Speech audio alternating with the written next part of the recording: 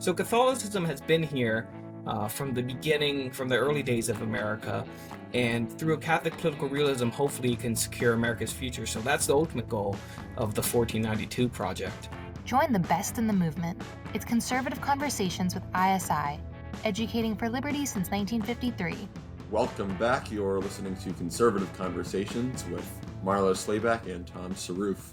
And today we're joined by our friends at the American Postliberal, Michael Ippolito and William Benson.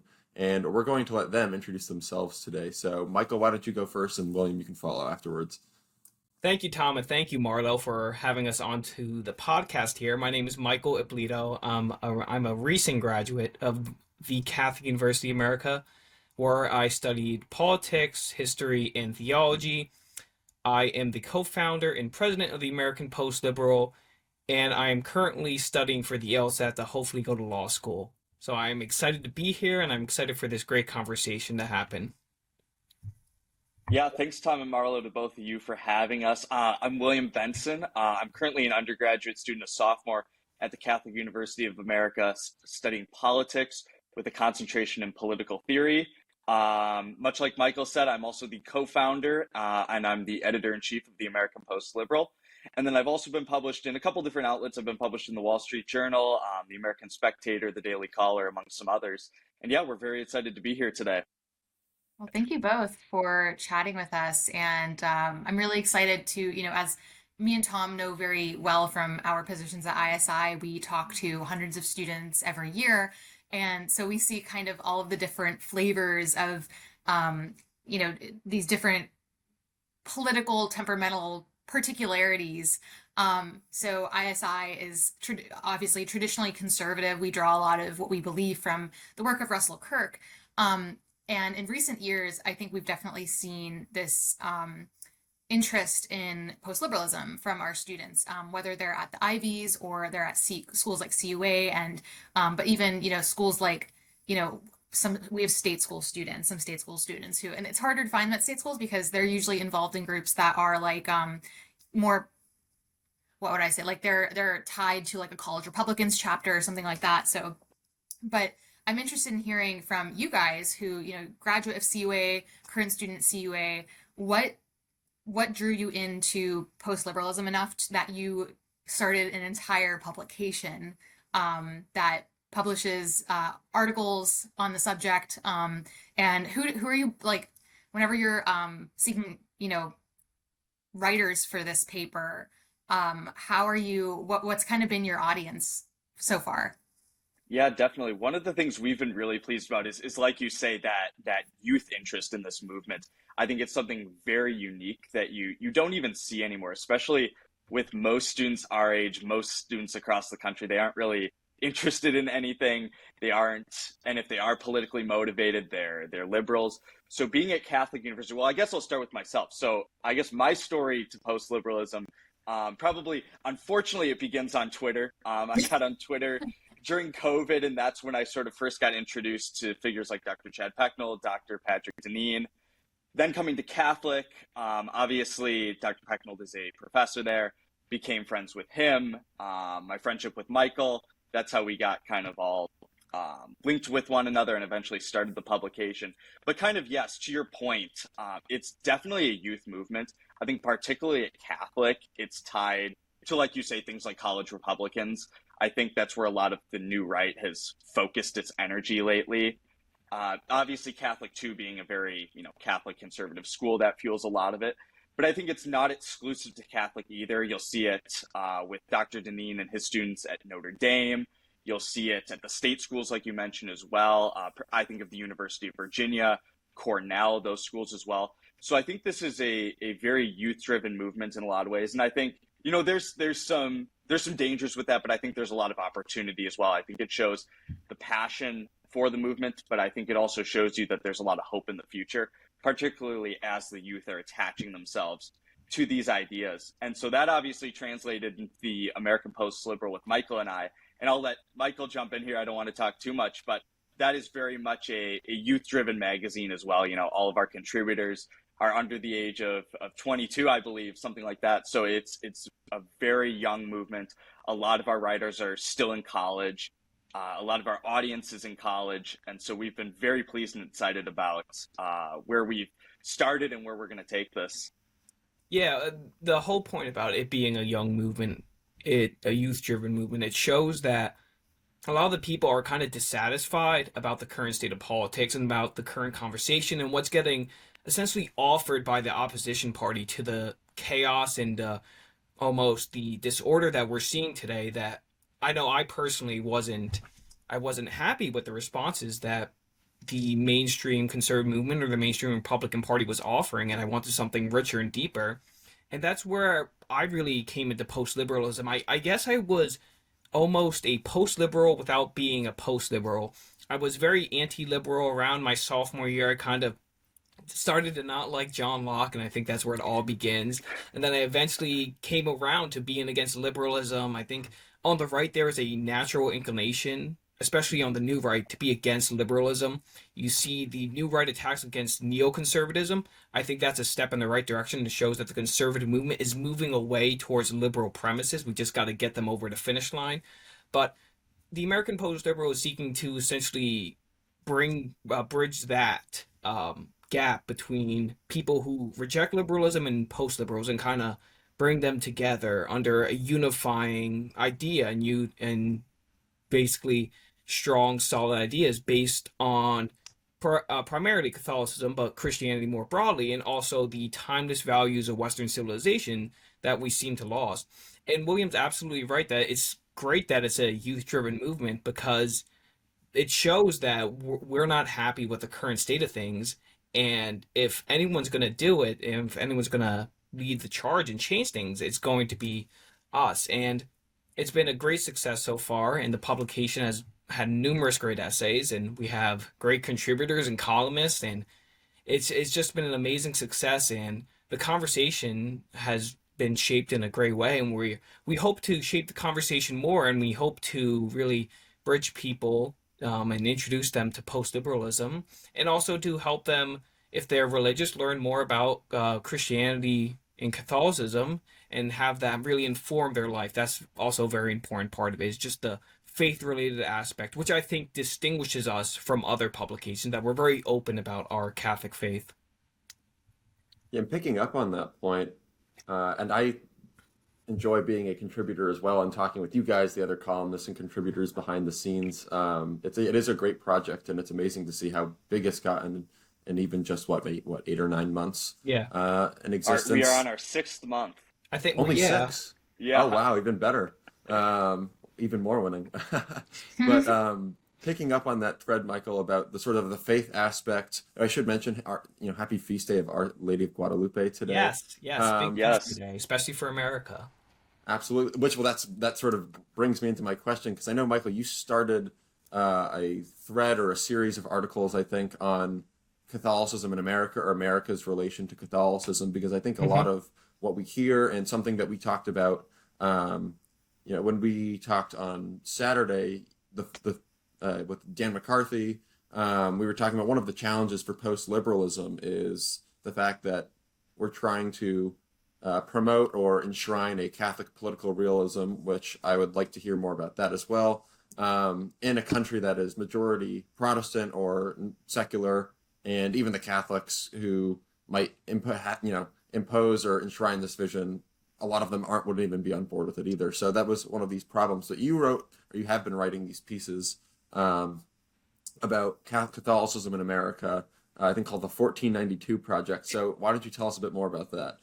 Yeah, it's a bit play on words here, but I guess to first put in some context, like Catholic political realism, and what we can also add on to this, is essentially our governing philosophy that views politics through a Catholic lens, and it recognizes important features of the human person, such as our fallen nature and our necessity to be connected to a higher supernatural being, with the highest supernatural being being God himself, which we access through the incarnation of Christ Jesus in the Eucharist. And that's essentially our governing philosophy. But to go back to the 1492 Project, so that really came out when I started looking into early American history, and the early voyages of Christopher Columbus and the subsequent Spanish and French colonists that came after him. And much of the mainland America was first Catholic. So it wasn't just it wasn't just like Latin America and the Virgin Islands. It actually were places like Florida, Virginia, the Carolinas, New Mexico, Texas, California. All these places were initially settled by Louisiana were initially settled by French and Spanish colonists first, and that's often kind of brushed away in American history when we talk about it. And usually the starting point for American history is primarily seen as Plymouth.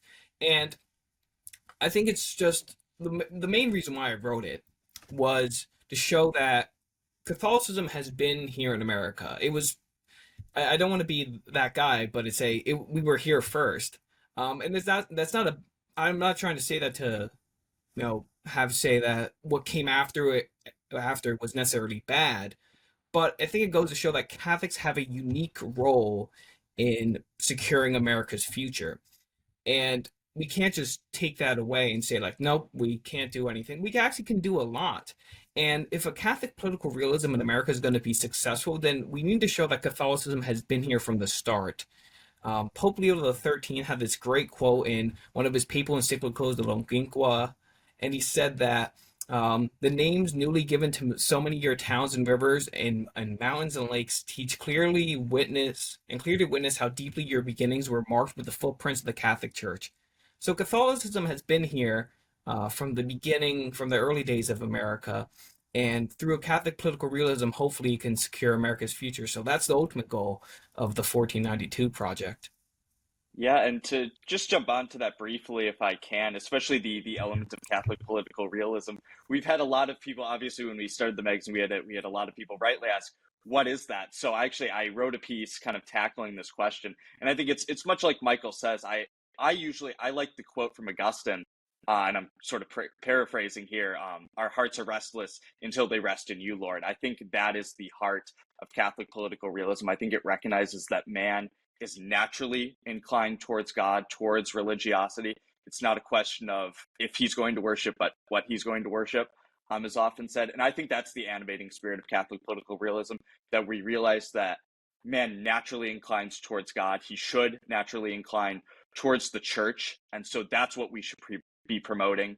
Obviously, the civil and the religious power, those are distinct. They're different things, but they're not separate either, and that they naturally balance off each other. And so it's about recognizing man's, natural sacramental nature, and that has a proper role in building, flourishing through the state and through the church.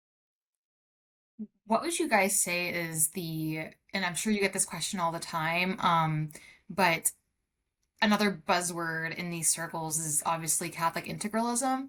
And I'm sure like you have people approach you before and called you integralists or something like that, and there are distinctions, I think, between integralism itself and post-liberalism. Maybe, one could act as an umbrella category for integralism, for example, but I don't think that necessitates I don't think one is necessarily the other. There are distinctions, but what would you guys say is, first of all, like, do you distinguish between the two? And I also meet a ton of students, usually at Ivies, because the Ivies just tend to attract like students who are a bit more radical in their beliefs, and they're interested, obviously Catholics, they're interested in integralism. And this is this I think cropped up maybe 5 years ago, something like that, and now it's in every like hit piece at various, usually like libertarian publications. Mm-hmm. But it's always funny to me because I'm like, I can probably name the number of like actual integralists on like one hand, like ones that are proliferating the the thought of it and the any sort of like scholarship on the subject. And some of them don't even live in the US, right? So I mean, what are your thoughts on that? Like, do you distinguish between the two personally or in your paper? And how would you describe it for people who are a bit more skeptical of integralism as like the big, the boogeyman. Yeah, I think they are. They are distinct concepts, particularly for us at the American Postliberal. One of the things I mentioned in that piece I referenced is we don't actually, I think, I might be wrong now. We've only mentioned the word integralism once actually at the American I Postliberal. think it was It's only not, one. Yeah, and it wasn't even. It was just talking about a book review about integralism, not Okay. mhm. talking about the idea of really. Yeah, and I think that's where the distinction comes in for us. I think ultimately, I mean, it's semantics. I personally prefer the word Catholic political realism. I think that captures more of the heart of what we're doing. And so it's not that I'm necessarily against the word, but I think, again, it's a prudential matter. America is a great nation that has a vision of religious freedom. That's not something we're against. Obviously, we don't do it in the extreme libertarian vision, but obviously in our great tradition of rights, in our culture of political rights, it's something we support. And so it's not that we are afraid of the word integralism or we're against it, but I think it doesn't fully capture what we're doing. I think, kind of like you say, it's just used for hit pieces. It's used to strong arm us into making us make it seem as if we believe things we don't believe. So I think the word Catholic political realism, well, it is a little bit more vague. I do acknowledge that. I think it really captures the heart of what we're doing. And I think there definitely is a difference between that and post-liberalism general versus integralism. Yeah, and with Catholic political realism, specifically at our publication, the unique thing we do is that we're working within the American tradition and the American context.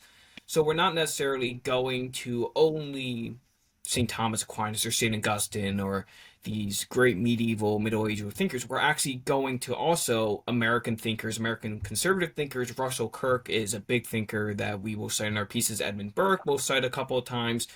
Alexis de Tocqueville, we talk about Rusty Brownson. These are all great people who influenced American politics that we're working with to bring about this new vision for America. So it's not necessarily that we're trying to do something foreign, as the integralists are often accused of. We're working within the American context, American framework, and I think that's a big distinction between the two terms and helps us get away from necessarily using the word integralism. And like William said, it's really just a thing about semantics. Picking up on that, one of the things that we talked about when we were interviewing Dan and chatting with him on Saturday was this sort of relationship between post-liberalism, or Catholic political realism, as you might prefer, and the rest of American conservatism. And obviously Dan he's an encyclopedic mind when it comes to these sorts of things. So it was great to pick his brain. But I'd love to flip some of the questions, or I think the big question on you guys, which within these sort of American conservative ethos, which post-liberalism comes out of as a bit of a reaction against part of that, in addition to maybe the old left and the ravages of the new left. How do you all see yourselves in relation to the rest of the American conservative movement? Yeah, I think I think it's a very close relationship. A lot of people criticize the term new right, and I agree it's not necessarily the best term, but I do think it's very important that we recognize we are an ecumenical movement, that at this moment, obviously we couldn't just immediately make the country one religion or another or something like that. We have to work together with our fellow faiths, our fellow Christian faiths in America, and recognize, this is a religiously diverse country, and that in particular, we have a common enemy, and it's not each other. It's liberalism. It is the left. It's the regime or the deep state. And so I don't think there should be any question of who we recognize as on our team, and we're more than willing and more than want to work under the banner of the new right.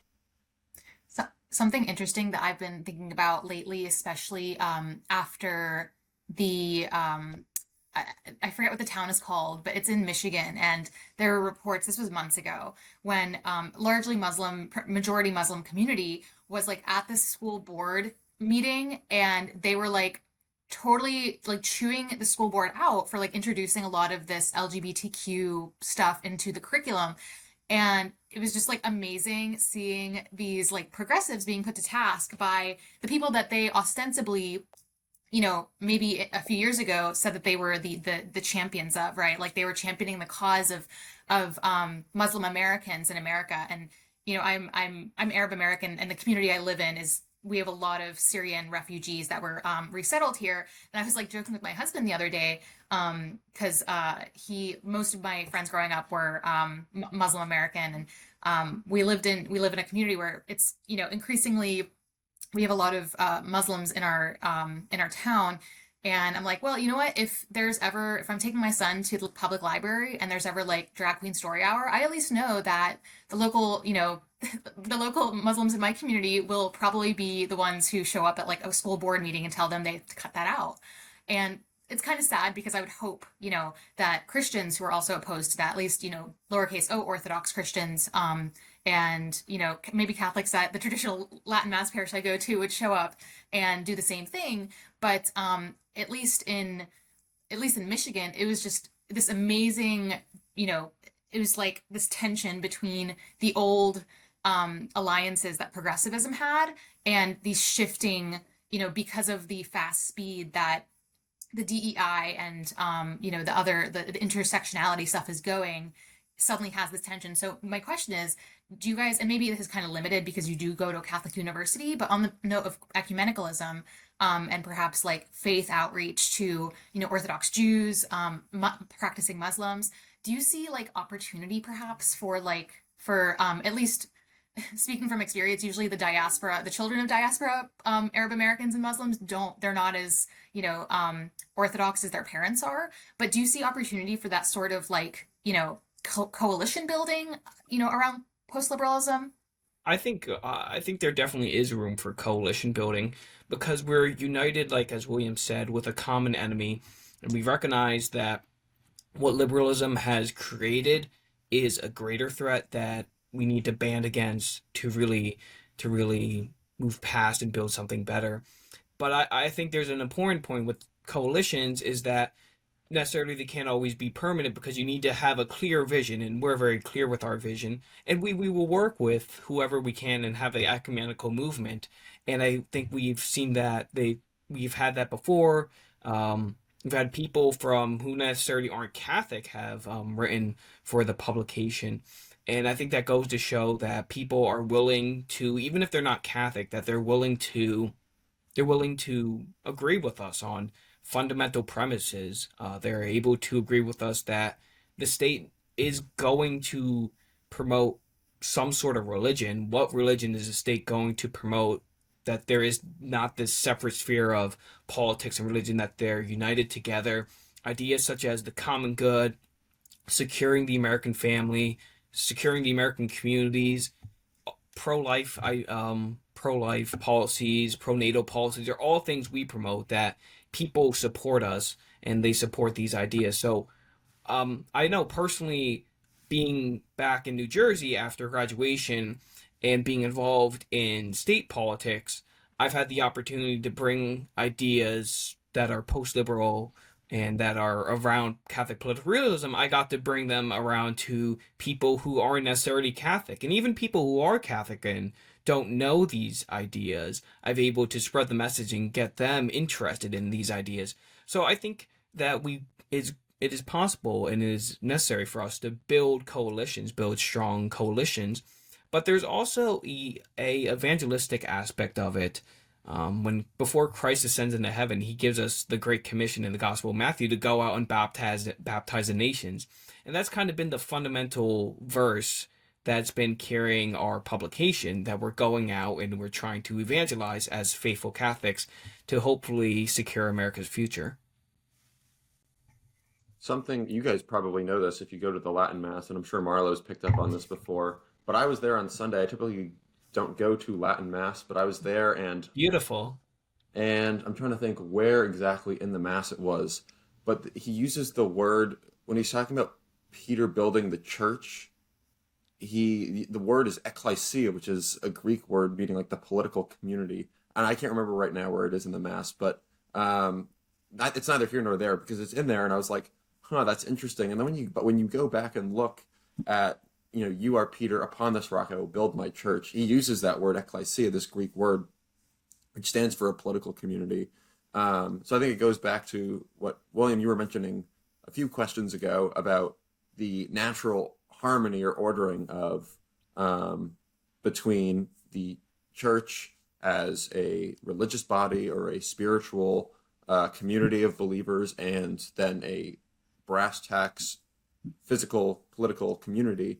And within that sort of coalition, something that within the American tradition of religious freedom, you have I mean, there are many figures who talk about religious freedom, but the one that's coming to mind right now is George Washington writing to the Jewish congregation, I think I don't remember where, but where he says that in America we give bigotry no sanction. We let everyone religious worship according to their own religion, so long as they are good citizens and perform their civic duties.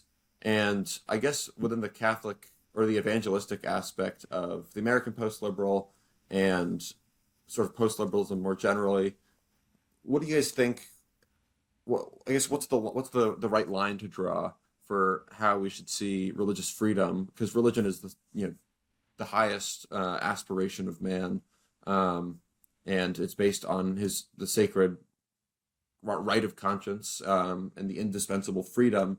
But at the same time, you have a political community. These things are sort of fused, and so the state is going to promote some sort of religion or promote some sort of comprehensive theory of the good.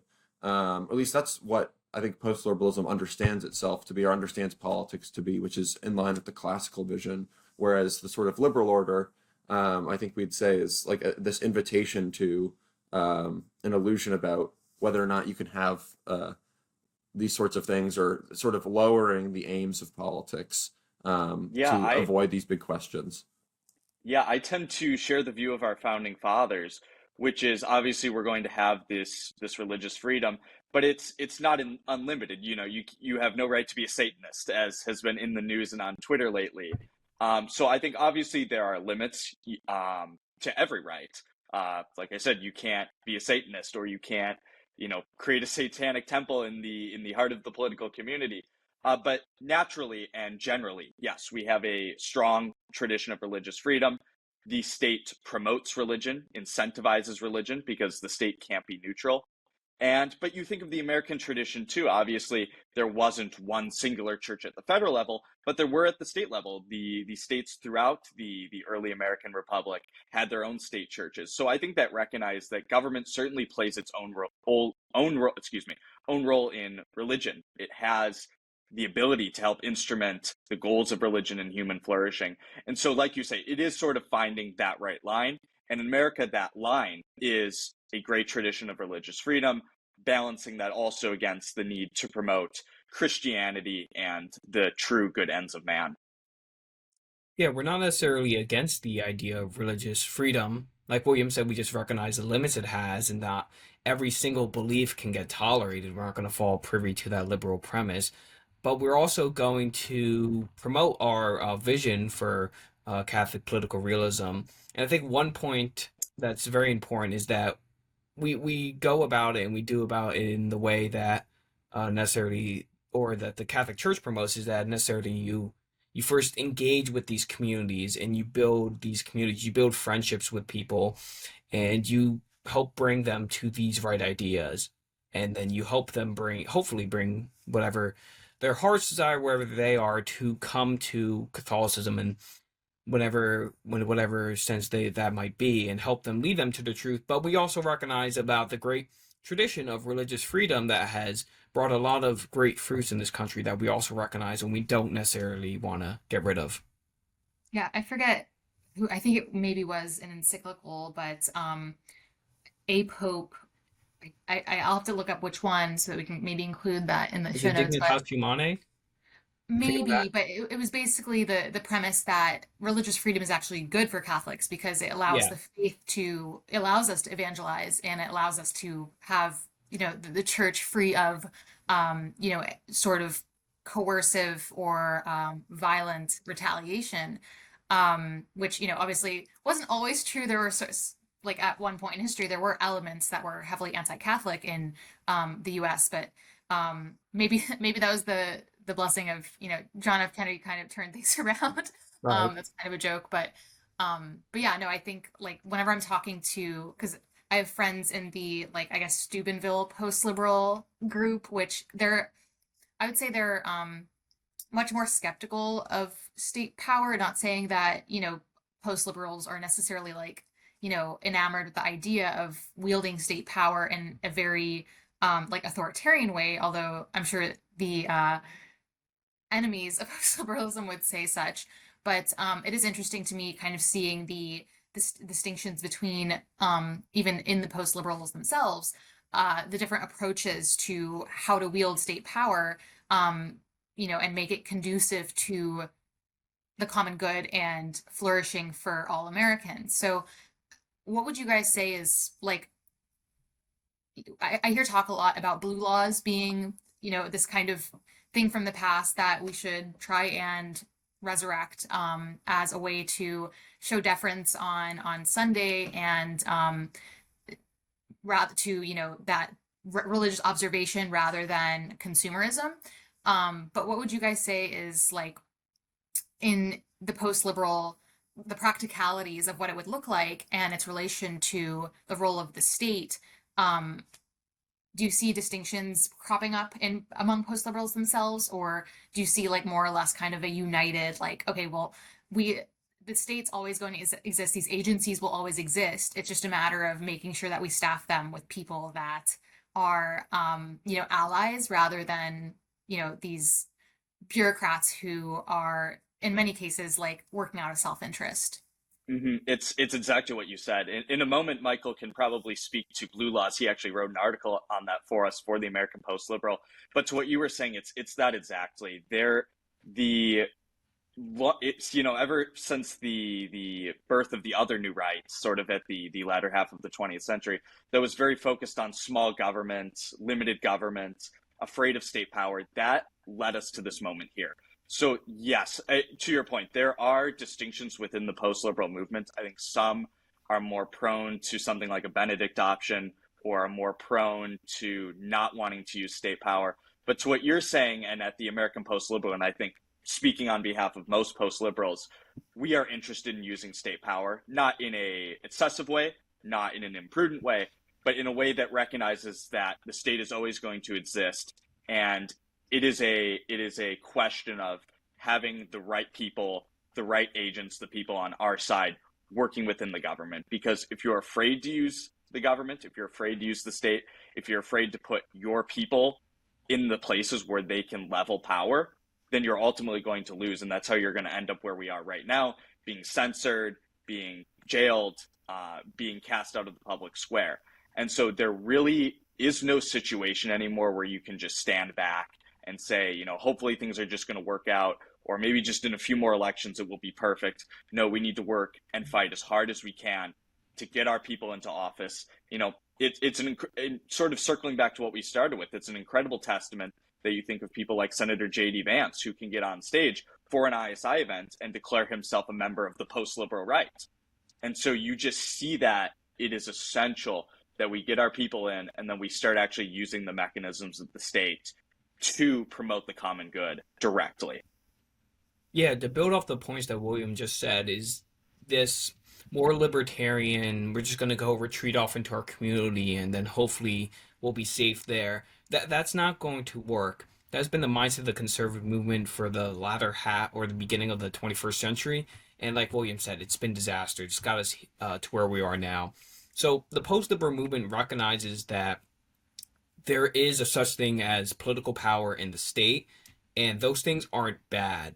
No one really thought that state power was a bad thing. Going back to the Middle Ages, to the medieval era, even up to the founding, they did not believe that using state power was bad.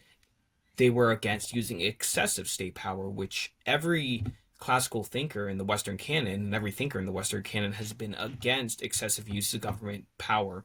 And that's what we are against that too. In post-liberal, as in the American post-liberal, we recognize that states should promote something such as the common good, and they could do so such as through blue laws, which I think are a great tool. Well, I obviously think they're great. I wrote about it, but I think they are a great measure to help just reclaim a sense of the human person and move away from this material culture and put our dedicate an entire day towards God and towards leisure, not just being slothful, but true contemplative leisure that Joseph Pieper would write about. But I also think policies that the state could do, economic policies, banning things like usury, pro-natal policies, pro-family policies, similar to what's seeing in Hungary, trying to implement that here with child tax credits. Um, Simple stuff that everyone on the conservative movement could agree upon, such as border security, tariffs. We support those policies that are being promoted in the new right, and we recognize that we can't just let the liberals or whoever have the control of government if they're going to be promoting things that are detrimental to the political community.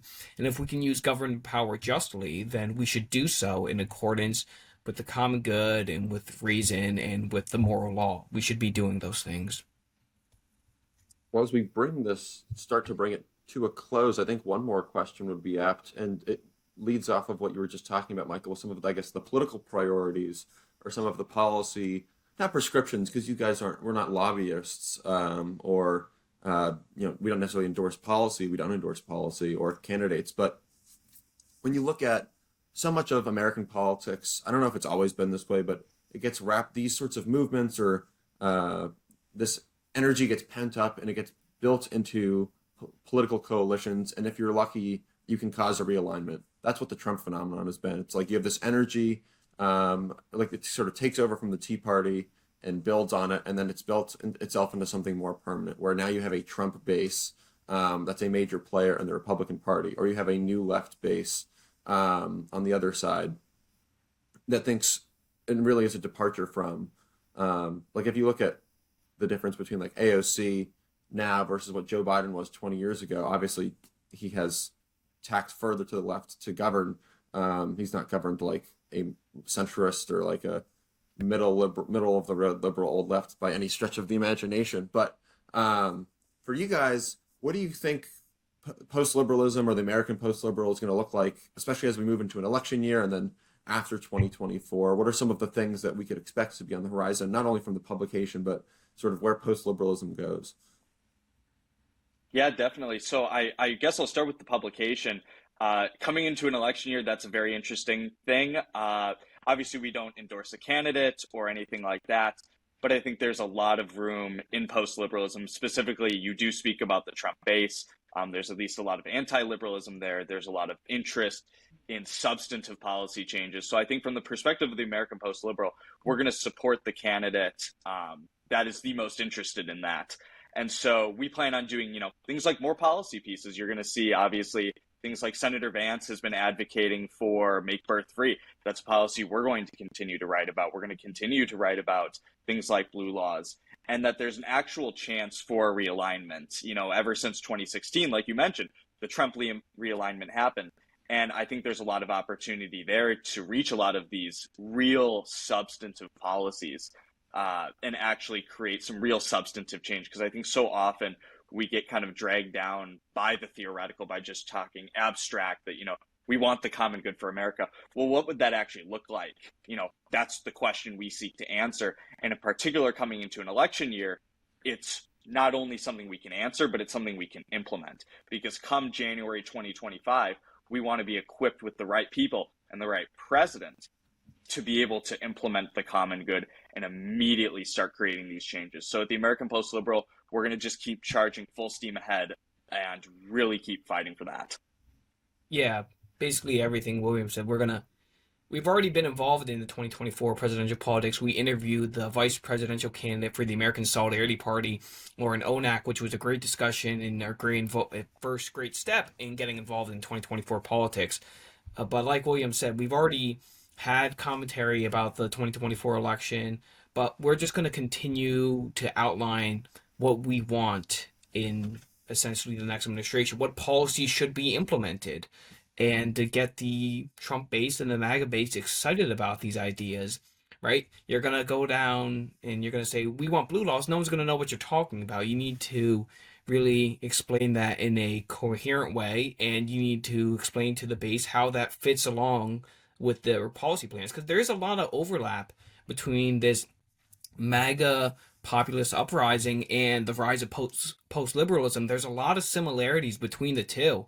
They are not mutually exclusive terms. So we need to work together, and we need to see where there's overlap, and we need to essentially say these are the policies we would want, and we need to get people excited about, like what you were saying, Tom, and then we need to just go forward and we need to build something better.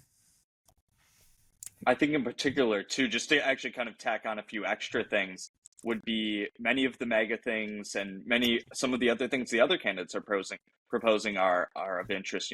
Banning transgenderism, particularly for children, things like tariffs, economic protectionism, reindustrialization. Those are all things the American Postliberal supports. Those are all things most conservatives support. So we should really focus and continue to build those policies.